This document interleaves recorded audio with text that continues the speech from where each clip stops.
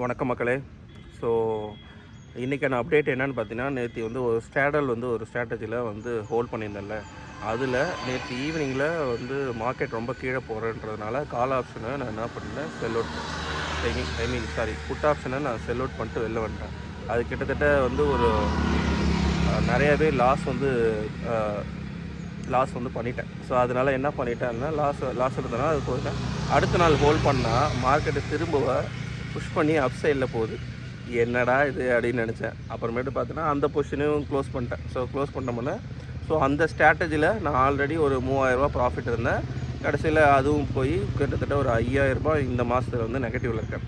So அதனால் வந்து நான் டோட்டலாகவே அதை க்ளோஸ் பண்ணிட்டேன்.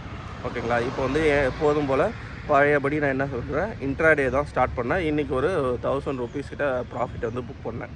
ஸோ அதோட வீடியோ தான் இப்போ நீங்கள் பார்க்க போகிறீங்க. வாங்க அந்த வீடியோவில் போயிடலாம். இப்போ பார்த்தீங்கன்னா, ஸோ இதுதான் அது மார்க்கெட் வந்து ஒரு ஜிக்ஸாக்டில் எடுத்தோடனே மார்க்கெட் மேலே போச்சு. மேலே போயிட்ட பிறகு அதுக்கப்புறம் ஒரு ஜிக்ஸாக்டில் திரும்ப கீழே விழும்போது நான் என்ன பண்ணியிருந்தேன், காலை வந்து செல் பண்ணியிருந்தேன். ஸோ அந்த காலை செல் பண்ணும் போது ஒரு 1000 rupees நெகட்டிவும் ஒரு 1000 rupees பாசிட்டிவும் வச்சேன். ஸோ ஸ்டாப் லாஸ் வச்சேன்.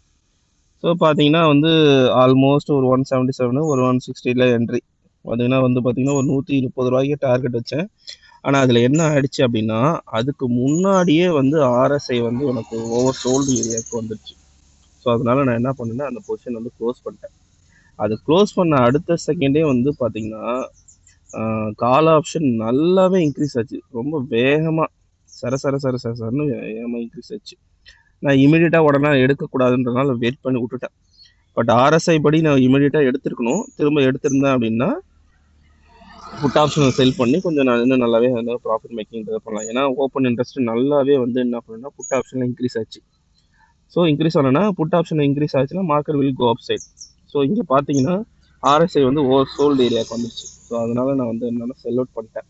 ஆக்சுவலாக செல் அவுட் பண்ணது நல்ல விஷயம். இல்லைன்னா வந்து இது எனக்கு வந்து இந்த ட்ரேட் வந்து ஸ்டாப் லாஸ் தான் அடிச்சிருக்கும். ஸோ நீங்கள் பாருங்கள், இதுக்கப்புறமேட்டு நல்ல ஹை போயிருக்கும். நீங்கள் மார்க்கெட் எடுத்து பார்த்தீங்கன்னா தெரியும். ஓகேங்களா. Okay, that's it. ஸோ இன்றைக்கி ஒரு 1000 rupees ப்ராஃபிட் பண்ணேன். அப்புறம் ஆல்ரெடி ஆக்சுவலாக இதுக்கு முன்னாடி ஒரு ட்ரேட் எடுத்திருந்தேன். அதில் ஒரு 700 rupees லாஸு. ஸோ அதை ரெக்கவர் பண்ணி ஒரு 400 rupees மட்டும் ப்ராஃபிட் பண்ணேன்.